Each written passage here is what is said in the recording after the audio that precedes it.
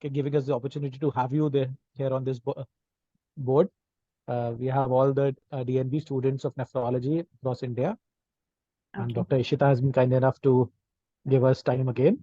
Ma'am, it's all yours. You can take. Okay. Good evening, everybody. And I'm going to be talking about diuretic renal scintigraphy.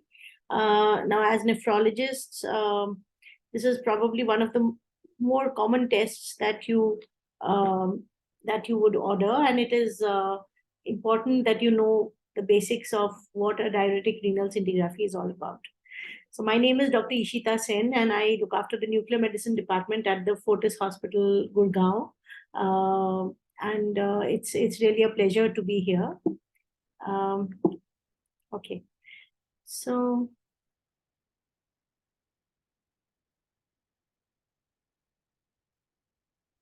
I'm sorry, just a moment.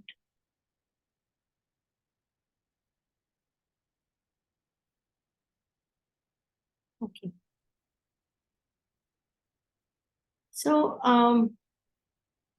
so the indications of doing a renal scintigraphy or a renal DTPA scan are, of course, to look at renal perfusion and function, to look for obstruction. In the yonder days, we used to do a lot of studies for renovascular hypertension, where we would do captopril renal scans. Infections, especially in children, where we are trying to see whether the recurrent UTI has led to any upper urinary tract infection and any scarring. So a DMSA scan is normally ordered to look for any renal scarring. In pre-surgical quantitation of the contralateral kidney. So prior to a nephrectomy, to decide whether or not a patient is going to be dialysis dependent in the post-nephrectomy status, we need to do a pre-surgical quantitation of the contralateral kidney or the residual kidney. Renal transplant evaluation, when I was a student or when I was in my early days of my career, Dr. Vijay Kher used to order renal transplant evaluation on every patient at 48 hours post-transplant. But slowly, as the competence in assessing renal transplant pathology has increased, it's very easy to do a renal transplant pathology, do a biopsy, and you have a diagnosis. So the number of cases which we see for renal transplant evaluation has drastically come down, and most of the times the reason for sending a patient for a renal scintigraphy, a transplant recipient for renal scintigraphy is mainly to exclude any obstructive pathology. Congenital abnormalities, masses, renal morphology scan. One of the indications which is not mentioned here is often, which is very commonly used by the nephrologist, is to look for donor evaluation for looking at the GFR, especially in patients who've got a borderline kind of a GFR on the by the Cockcroft-Gault or the serum creatinine levels which are borderline, or the estimated GFR is borderline. In those patients, renal dynamic scan is often ordered for the GFR assessment. Now, GFR assessment is an entire topic by itself, and I have requested Dr. Kher to allot one short session to me again, where I can discuss the different methods of GFR assessment, their potential fallacies, pitfalls, advantages, and the process itself. So that would be another session. Today we are basically looking at obstructive uropathy and looking at diuretic renograph. Now, just to set a baseline, to set a background, we all know that 20% of the cardiac output goes to the kidneys, which is about, like, if the total blood flow is 1200 ml per minute,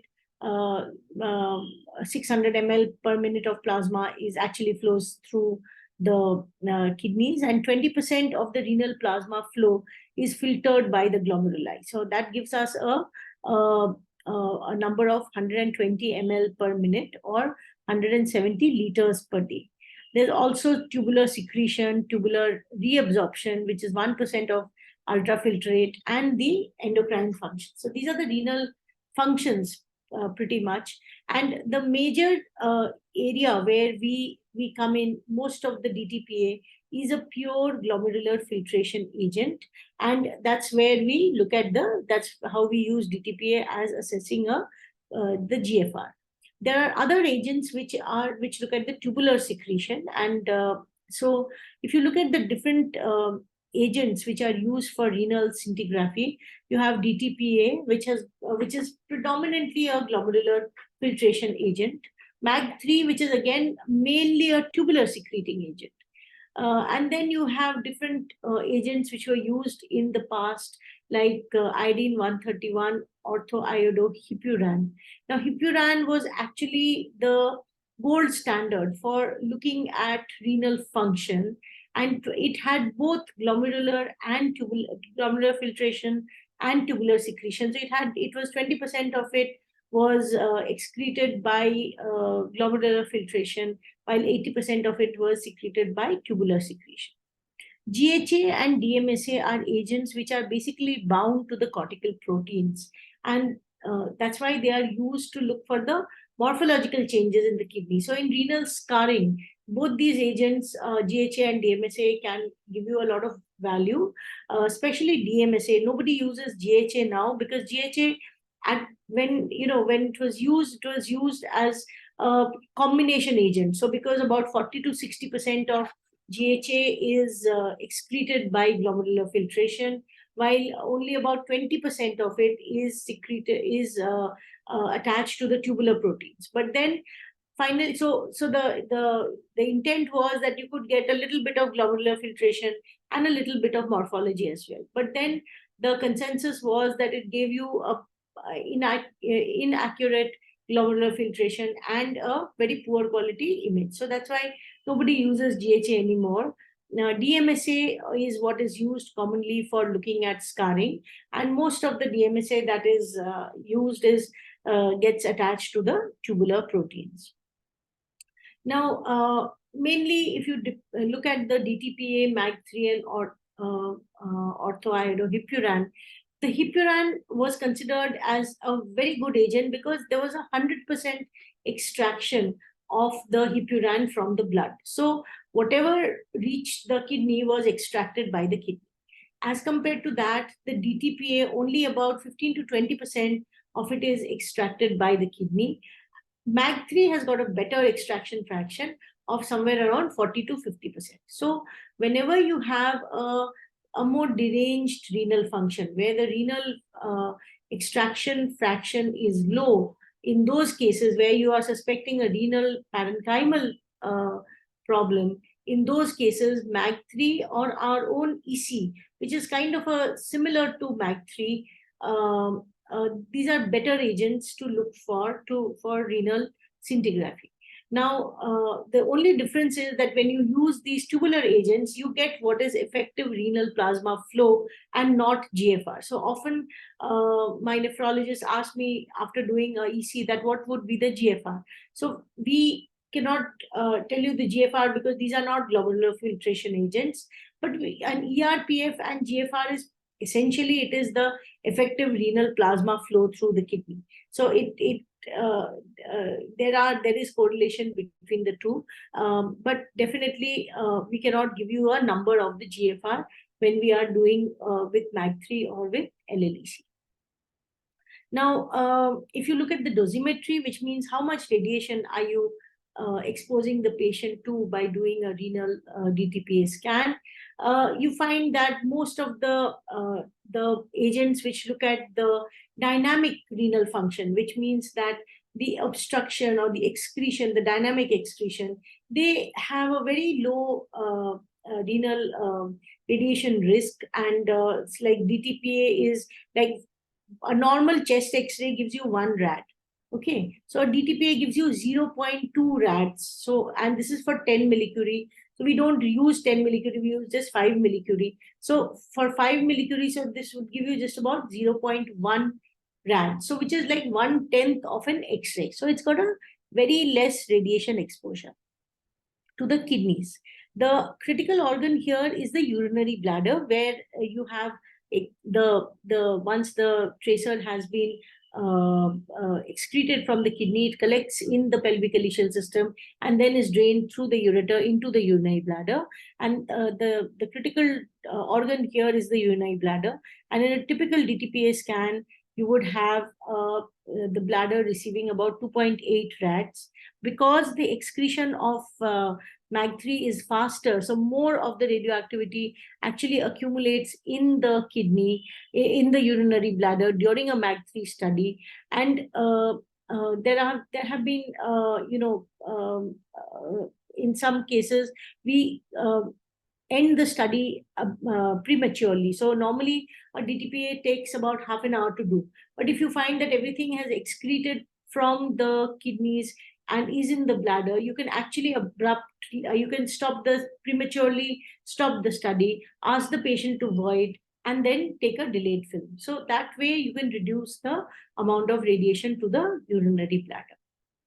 Okay, the DMSA and the GHA, of course, because these are agents which are stuck to the cortical proteins, so they give a higher radiation exposure to the kidney and lesser to the urinary bladder. But you must remember that the kidney is a relatively radio-resistant organ, right? So, and especially the tubules are a much radio-resistant organ as compared to the glomerulus. So the risk of having any radiation-induced renal disease is very, very low, especially with agents which give such low radiation dose to the kidney or to the urinary bladder.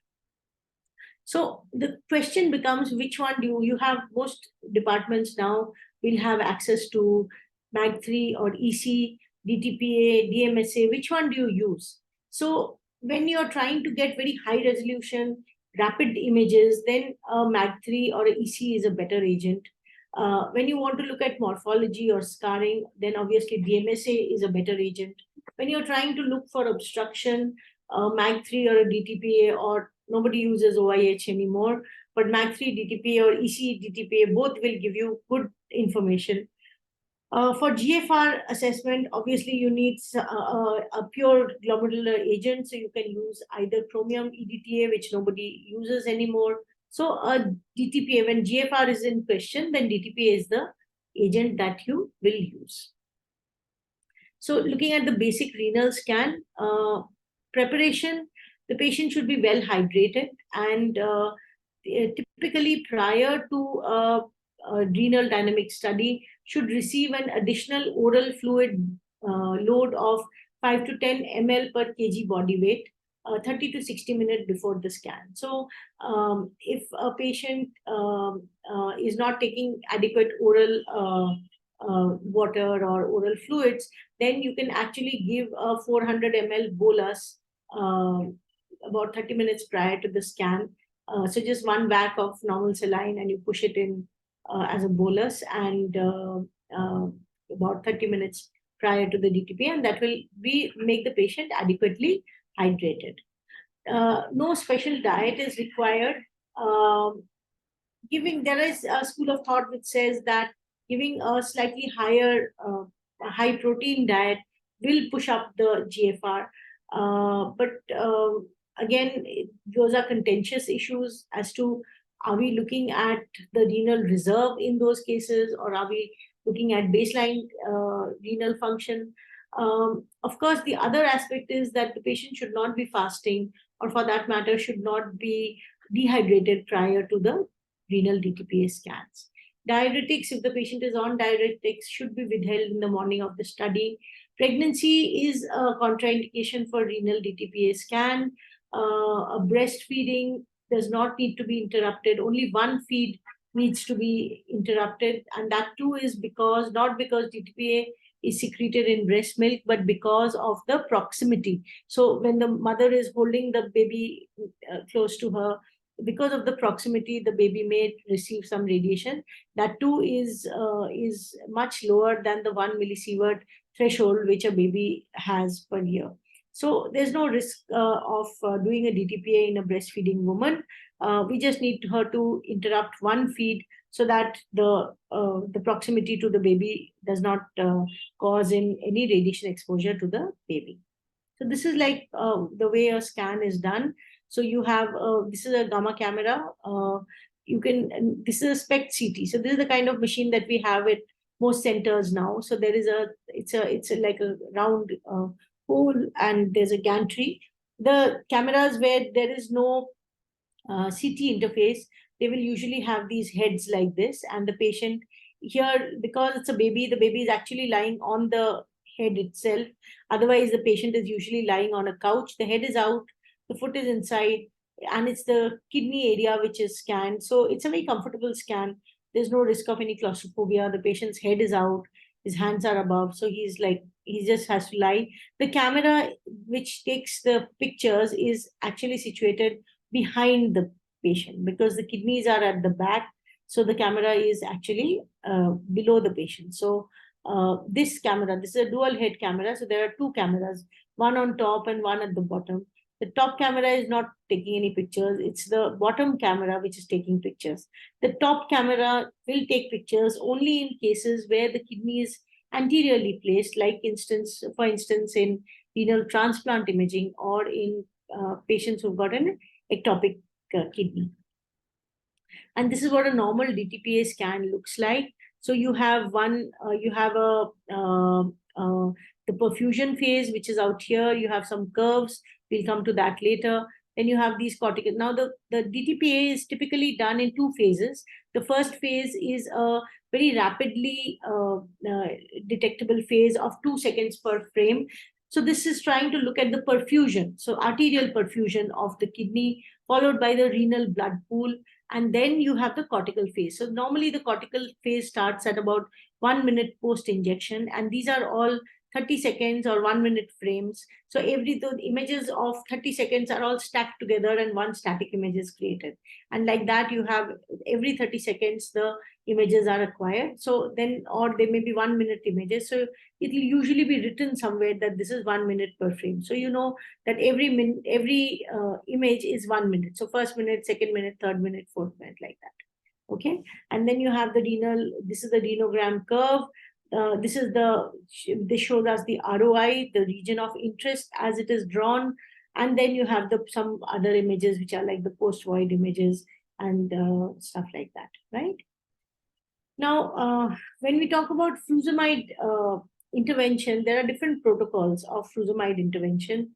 So the furosemide may be given 15 minutes prior to the start of the study. It may be given at the time of the start of the study. It may be given in the middle of the study at 10 minutes or 15 minutes. It may be given at the end of the study at 30 minutes. So the normal current standard of care is that we give the furosemide somewhere in the middle of the study at about 10 minutes after the injection of the tracer. And usually the other method which is used in some centers is where the technologist is sitting and watching the scan, and you find that appearance of tracer in the pelvis, and then the furosemide is given.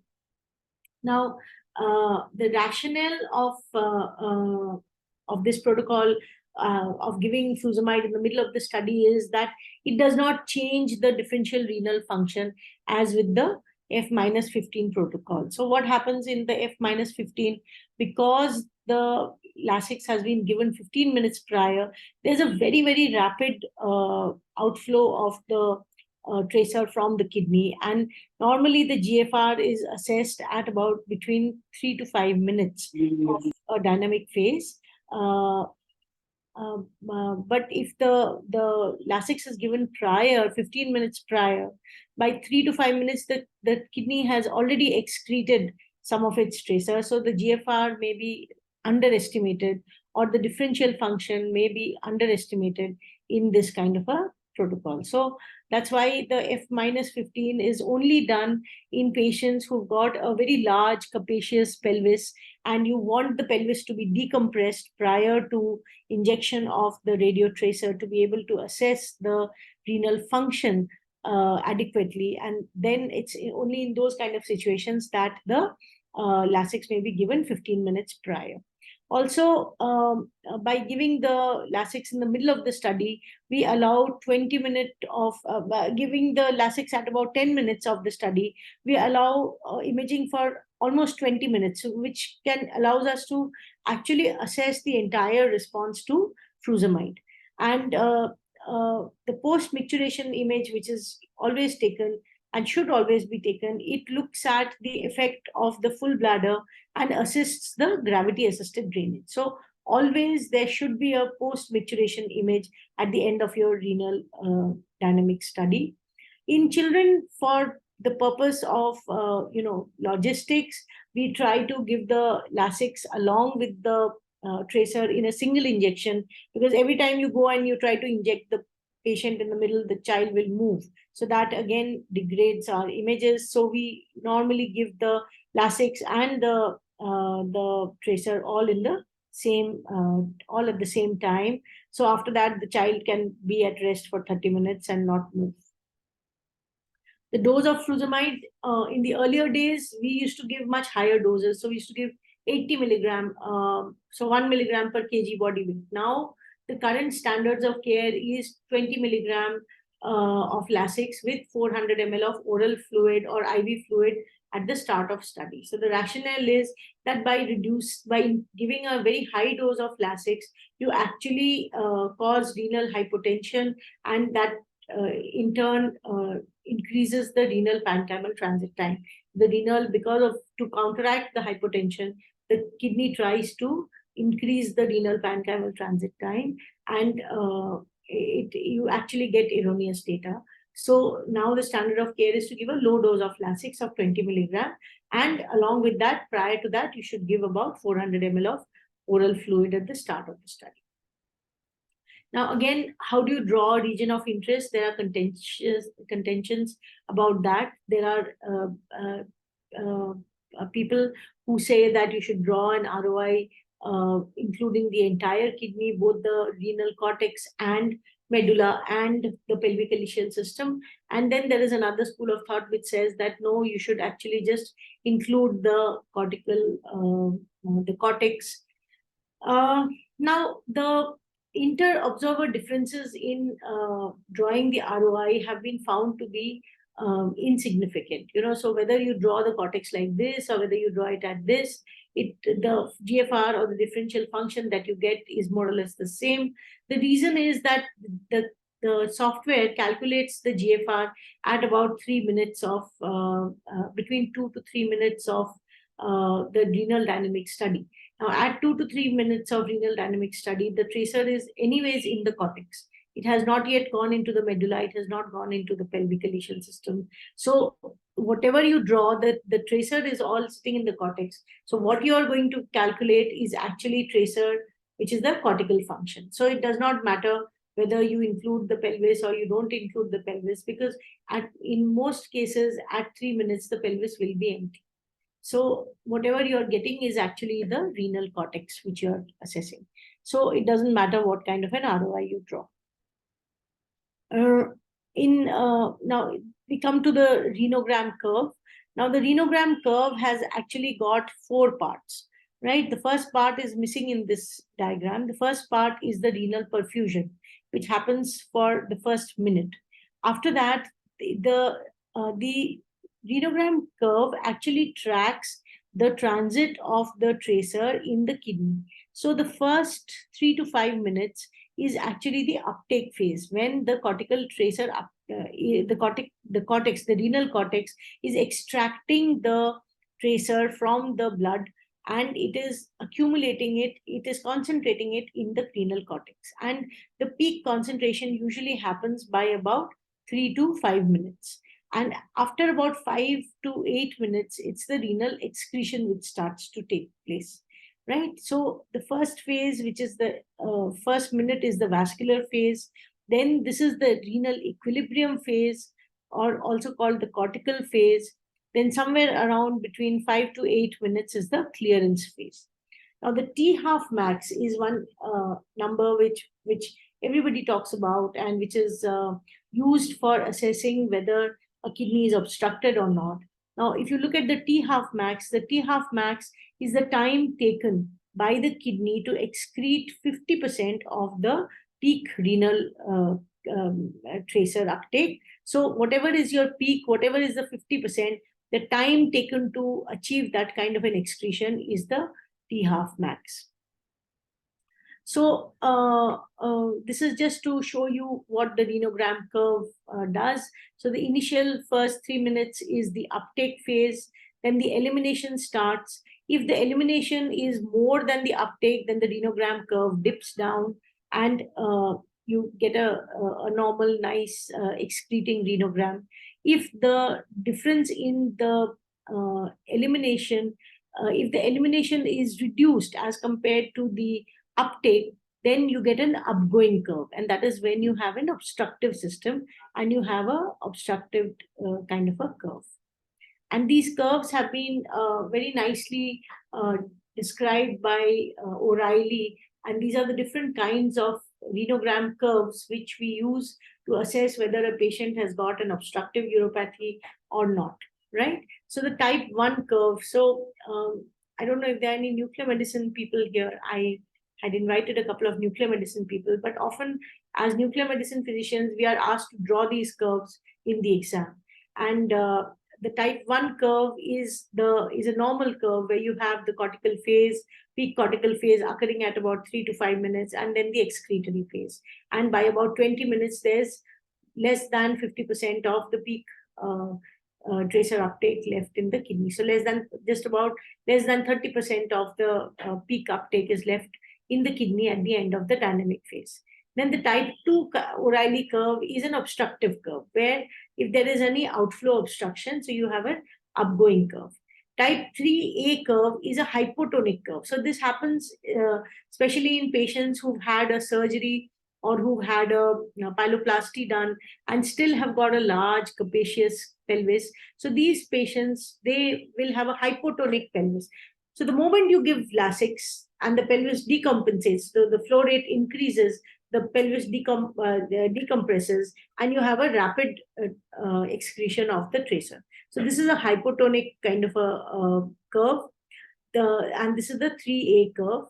The 3B curve is equivocal, where we need to take some delayed images to understand whether this kidney is obstructed or not. And then the type 4 curve, which is the delayed compensation. I'm sorry. So the type 4 curve actually looks at so there is a excretion when the pelvis decompresses, but then because there is an outflow obstruction, the curve starts to rise again. So this is again an obstructive kind of this is usually a high-grade obstruction which gives rise to this delayed compensation kind of a curve. So this is the type 4 curve. So the type 2 and the type 4 curves are classical obstructive pattern. Type 3B is an equivocal curve. Type 1 and type 3A are non-obstructive patterns. Now, one of the things which actually changes the shape of the renogram curve is the reservoir effect of a dilated pelvis. So if the pelvis is dilated, there will be a very capacious pelvis, then the renogram curve would often be flatter than what you would see in a normal kidney. And sometimes if the pelvis is very hugely dilated, then the curve may be flat for a long time before actually going downward. So in these kind of situations, taking delayed images really helps in defining whether this is an obstructive kidney or not. Now you can see this is a patient with a renal DTPA scan, and this is the right kidney. So my right is the patient's right, because the detector is kept at the back of the patient. So my right is the patient's right, my left is the patient's left. So you can see it's the right kidney is a normal functioning kidney. The left kidney is the obstructive kidney. Now the left kidney, you can see in the first few images, this is the cortical phase. So you find that while the right-sided kidney has actually taken up a good amount of tracer, the left side kidney, there is some medial cortical thinning. This kidney looks hydronephrotic. There's a cortical thinning. The thinned out cortex around the central dilated calyces actually shows a relatively reduced cortical uptake as compared to the contralateral side. So the cortical uptake is reduced, and then there is arrival of tracer in the pelvis by about 4 to 5 minutes, and this tracer in the pelvis does not get excreted even after Lasix is been administered at about 10 minutes. So you find that even at the end of the study, while the other kidney has actually excreted all the tracer, the hydronephrotic kidney is still obstructive, and there is tracer sitting in the renal pelvis even at the end of the scan. But then this patient, you can see the moment the patient voids or decompresses the urinary bladder, this kidney also clears. So this is the renal reservoir effect, which happens because of a full bladder. So the full bladder will add on to a back pressure changes on the kidney, causing the renogram curve to be a more flattish kind of a curve.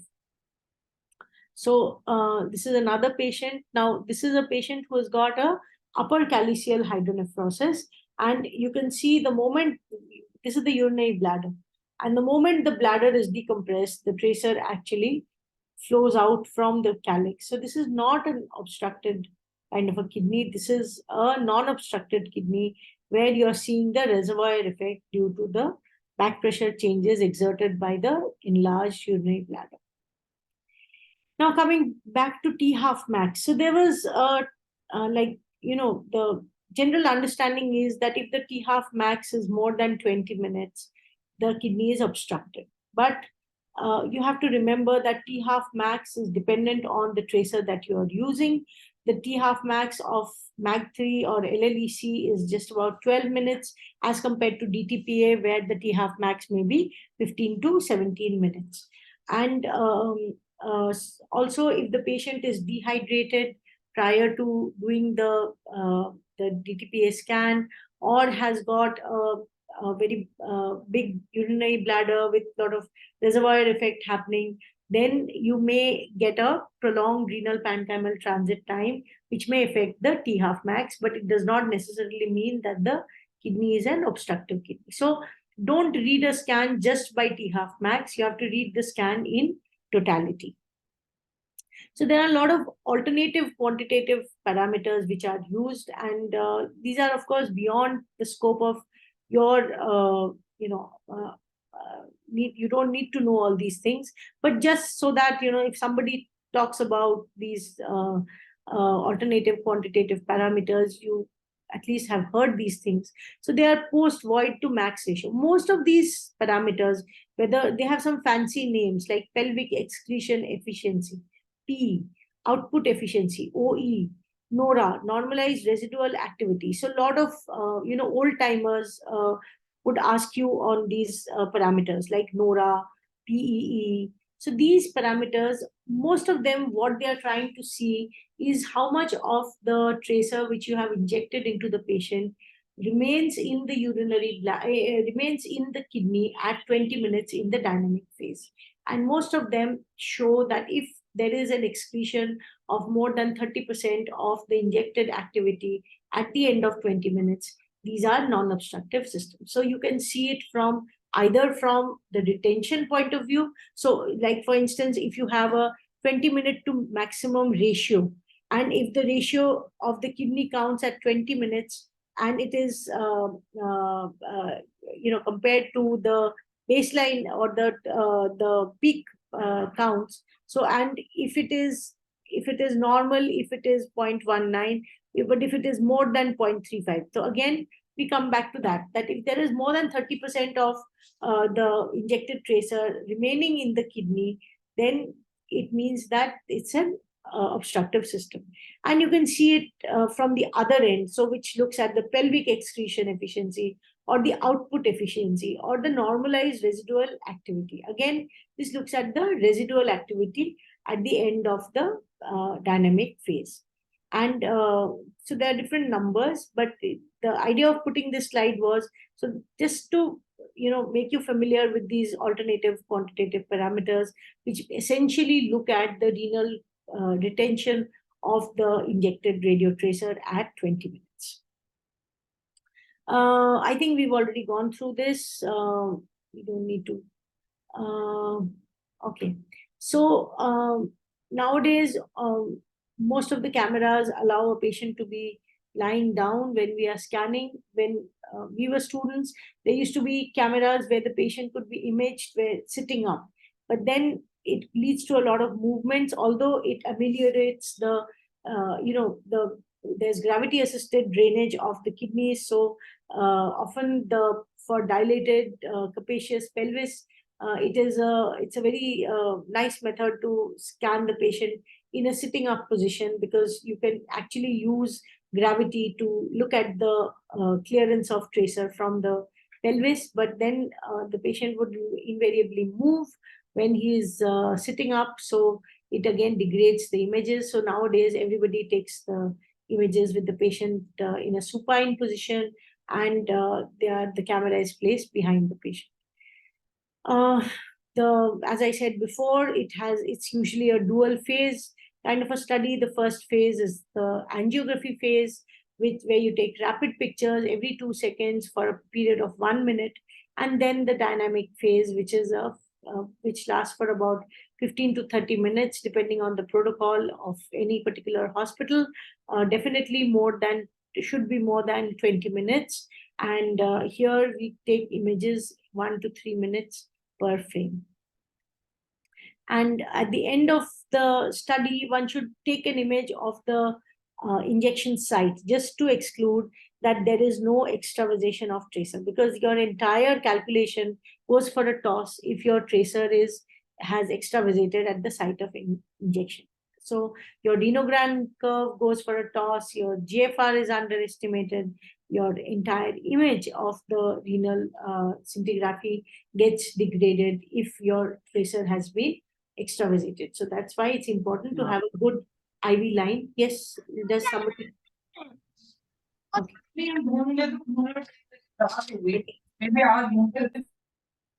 I think somebody's mic is on. Anyways, so that's basically it. The dose of the tracer is about 2 to 5 millicurie for an adult and 0.5 millicurie for a pediatric patient. Now, this is what a normal DTPA looks like. You can see the tracer in the aorta, and then going to both the kidneys, the cortical phase where you see the kidneys taking up the tracer, then the pelvic ileal system is seen as these two blobs. And arrival of tracer in the pelvis is a very important parameter, and it should arrive in a normal functioning kidney with a normal cortical function. The tracer should arrive in the pelvis by about 5 to 8 minutes from the start of the study. And then you have the excretion, and you see the tracer going into the urinary bladder. And you can calculate the relative function or the split function at about 1 to 2 minutes post injection of tracer.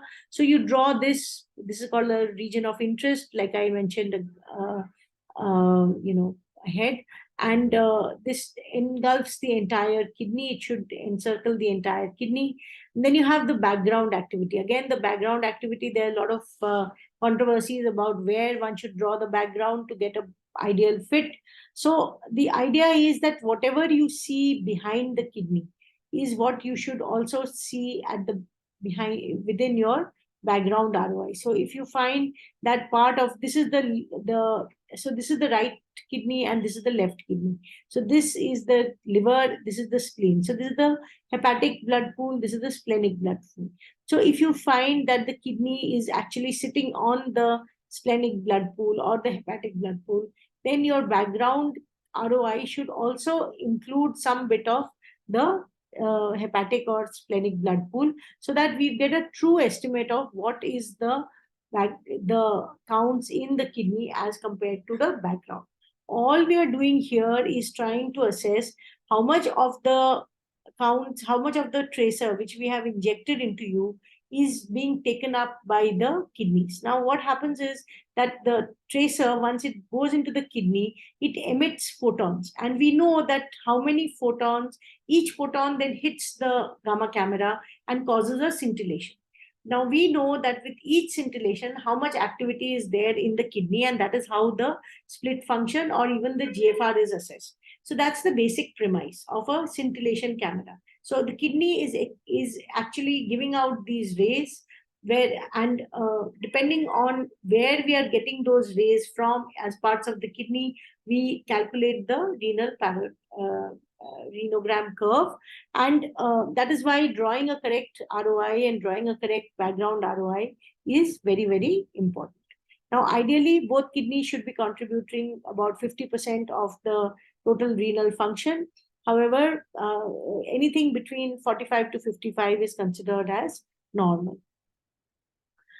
So basically what we are trying to see is what are the net counts within the ROI divided by the total counts of both the kidneys, and that gives us what is the percentage contributory function of each kidney. Then you process all these parameters, which are time to peak, which means that the time where the maximum counts have come in the kidney as compared to the beginning of the dynamic study, and normally it should be less than 5 minutes, and the residual cortical activity at 20 minutes or 30 minutes depending on whatever parameter you're using, and it should be typically less than 30%, or less than, the ratio should be less than 0.3. And then also you should look at the residual urinary volume. So by doing that, you can actually see what is the residual volume which is there remaining in the kidney, in the urinary bladder after voiding. Now, this is a patient who's got a deranged renal function. So, the GFR is about 29 ml, the creatinine is 2 milligram per cent. And you can see that there is a lot of the blood pool activity in the liver and spleen, and the background is persistent, right? So that means that the kidney is unable to extract the tracer from the blood, and that is why the GFR will be calculated less. Now you can also see that these kidneys appear to be much smaller kidneys as compared to the prior image, and both these kidneys are small, and the cortical uptake is poor as compared to the background activity, and there is a retention of tracer in the right-sided pelvic ileal system. And okay, so this is another patient where I think we'll skip this because you can barely see it. So this was the right renal infarct which was there, and you can see in the perfusion phase itself, there's probably an abrupt cutoff. I don't think you can appreciate this in this image, but you can see that because of there is no renal flow to this kidney, there's no renal uptake at all in this kidney as compared to the other side, which is normal. Now, when you look at the renogram phase, you look at the vascular phase, the parenchymal phase, and the washout phase, right? So the vascular phase, the ratio of the aorta to the kidney is about 3%. Sorry, the aorta to kidney time is about 3 minutes. The parenchymal phase is about 5 minutes, and the washout phase is from about 5 to 8 minutes to the end of the study. So this is a normal renogram curve. Now, when you look at the most common indication of doing a diuretic renal scan is in the evaluation of hydronephrosis, and the premise being that the obstruction may lead to obstructive uropathy and then subsequently to obstructive nephropathy. And the basic premise of a diuretic scan is that there is pooling of tracer in the dilated renal pelvis. Lasix induces increased urine flow. If the kidney is obstructed, then it will not wash out. If it is dilated, but it is not obstructed, then it will wash out, albeit slowly. And you can actually quantitate the rate of washout, and that is by the T-half max. The requirements, of course, is that you need a rapidly cleared tracer, and that is where MAG3 or EC become better agents than DTPA when you're trying to look at obstructive features. The patient should be well hydrated so that you're not, the kidney is not going into a prolonged renal parenchymal transit just to, compensate for the dehydration, and the renal function should be good.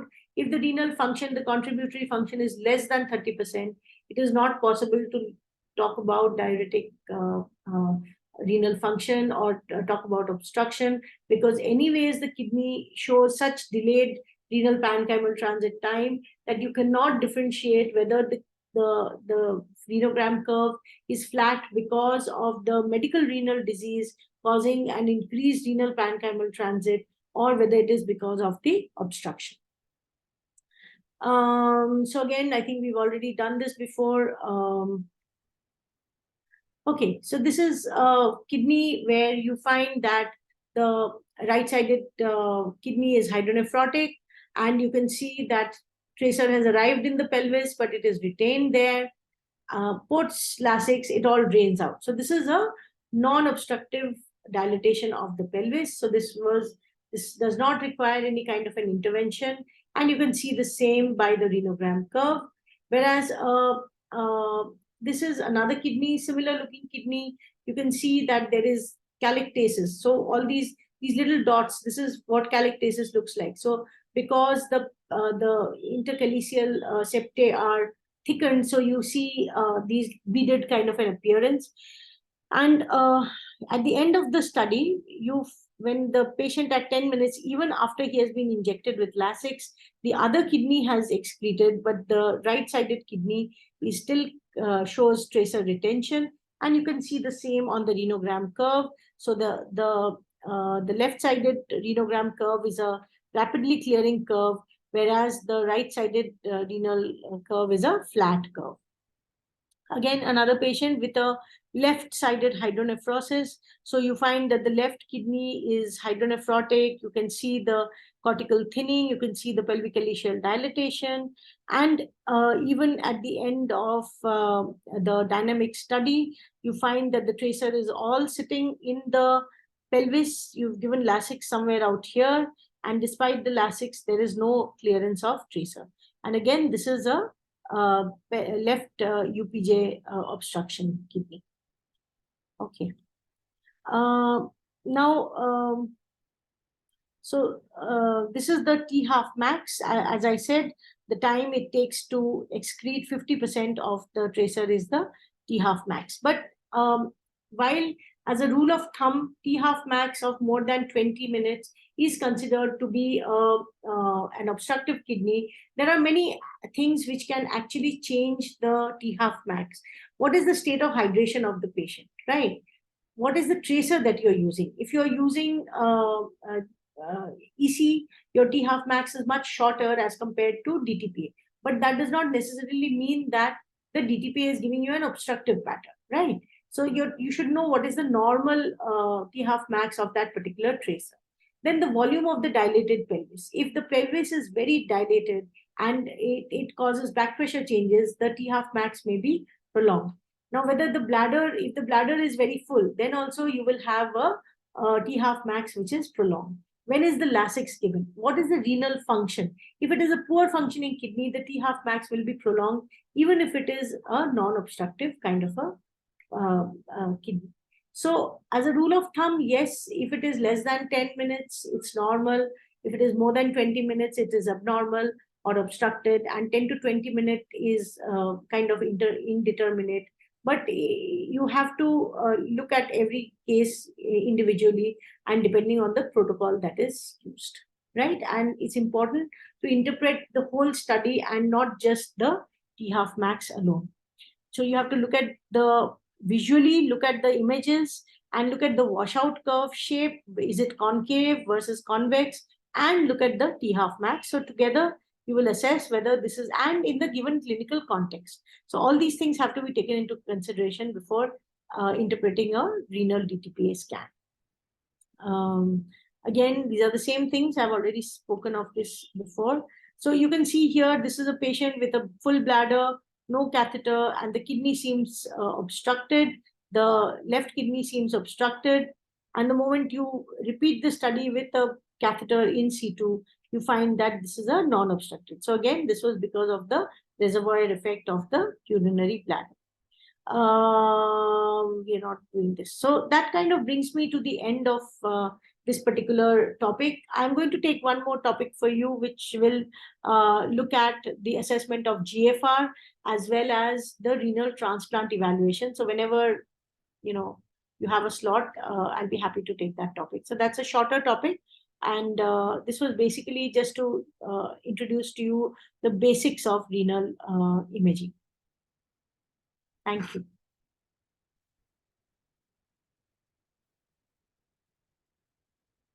So if anybody has any questions, happy to answer them.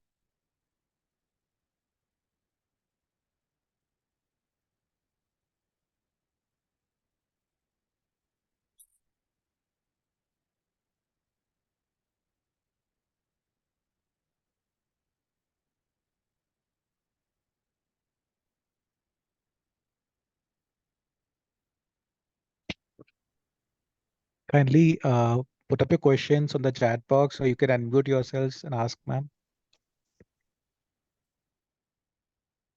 So I think many of you have already heard this lecture before. Actually, this is a mixed audience of first year, second year, third years. So I'm sure some of you, so those who have heard it before, this is a revision. And for those who are hearing it for the first time, if you have any questions, I'll be happy to answer. If you don't have any questions and you have any queries later on, please email them to me. Puneet has my email and I'll be happy to answer them. You don't necessarily have to, when you read it up, if you have any queries or if you have any doubts, please happy to answer any queries that you have. Surely, ma'am. And we can share the recording of the session with the students, ma'am. Yes, sure. Please do. Yes, ma'am. And there's one in the chat box question, ma'am. Ma'am, on ultrasound, if right hydrourethronephrosis for symptomatic patient, which is the best between DTPA and CTKUB? Okay, so again, it depends on what are you looking for. If you're looking for, in most adults, the most common cause of obstruction is either the iliac vessels crossing the ureter or a renal calculus. Now, if it is a renal calculus, the CT urogram actually not just tells you about the degree of hydronephrosis which is there in the kidney, but also tells you about the size of the calculus, its position, its whether you can take it out by whatever, so it gives you the morphology of the calculus as well. So in an adult, probably a CT urogram gives you more information.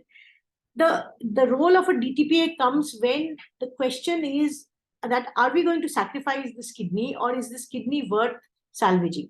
So if a patient is symptomatic and there is a calculus or there's something, then you probably just need to take an X-ray and that's about it, But if there is any doubt on the ultrasound, if we find that the renal parenchyma is markedly thinned out and the surgeon wants to be sure whether it's really worthwhile salvaging this kidney or not, right? Or you sometimes patients who got a large staghorn calculus, right? In those cases, often the kidney is non-obstructive. So rather than do a nephrectomy for these patients, if you want to assess what is the renal function, that is where the renal DTPA comes into picture. So again, it depends on situation to situation. In a little baby, where it's usually congenital PUJ, there a renal ultrasound and a renal DTPA are very important because you're trying to follow up and you're trying to decide whether or not to operate on this baby, whether to do a pyeloplasty or not. So the context is important. In an adult, probably a CT urogram will give you more relevant information at that particular time. Okay, there is a question about captopril. Nowadays, captopril is not available. 50 milligram is what we used to give orally. Now you use enalapril, or so you can use 1 milligram of enalapril to be injected just prior to the start of the study. Need to keep NPO? No, we don't need to keep NPO prior to the renal dynamic study.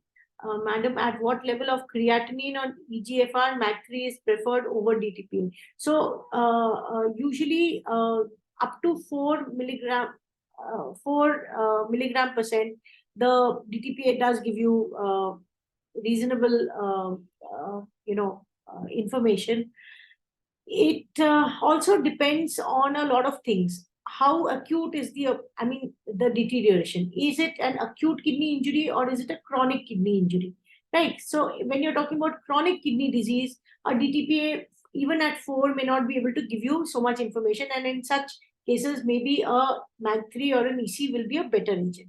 If it's an acute kidney injury, in that case, even at 4 milligram percent of creatinine, 4 grams of creatinine, you will find the DTPA giving you good information. So you have to take this decision based on whether this is an acutely deranged kidney or whether this is a chronic kidney disease. So common indications for EC scan, DTPA and DMSA, I think we already discussed that. Basically, the EC and DTPA is to look for obstruction, DMSA or look for GFR. DTPA is to look for GFR. EC is mainly to look for obstruction, and DMSA is to look for cortical scarring. So in patients who've got recurrent UTI, when you want to see whether these patients need to be placed on long-term antibiotic prophylaxis, or in some cases where you want to see whether, like recently we had a case where a patient had a renal mass, and the radiation oncologist wanted to know what was the contributory function of different parts of the kidney, so that he could define by, this patient had a single kidney, already had a renal cell carcinoma of the contralateral kidney. That kidney had been removed and now has got a RCC of the other kidney, the remaining kidney, and the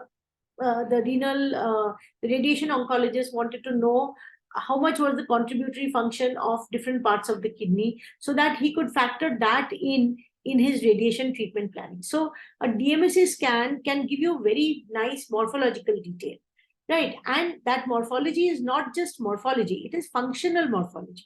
So that is actually the functional tissue, the distribution of the functioning tissue in the kidney versus the scar or the SOL or the cyst or whatever that is. So it gives you a functional morphology images. This thing.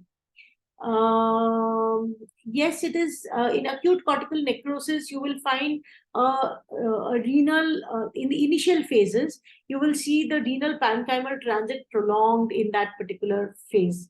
Right, so it's just like acute tubular necrosis post-transplant, or so you will find that the renal, it's like because there's edema around the tubules around the renal tubules, so the renal parenchymal transit is prolonged. So you will find, if it is segmental, you will find a certain part of the kidney showing a retention of the tracer.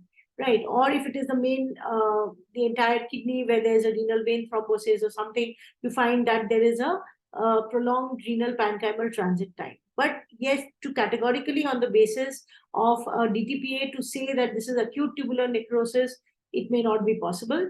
The role of DTPA in these situations is to look for follow-up and to see whether there is any improvement or whether the kidney is going into a scarring phase.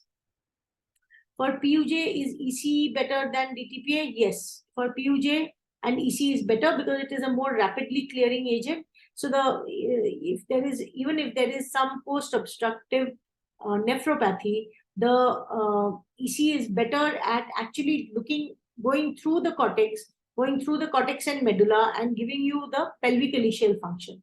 So because the extraction is better, the transit through the renal parenchyma is faster. So, and EC will give you a better information. So DTPA binds to PCT in cortex. Yes, it does.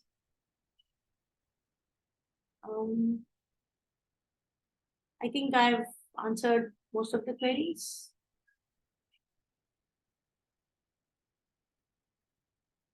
Okay.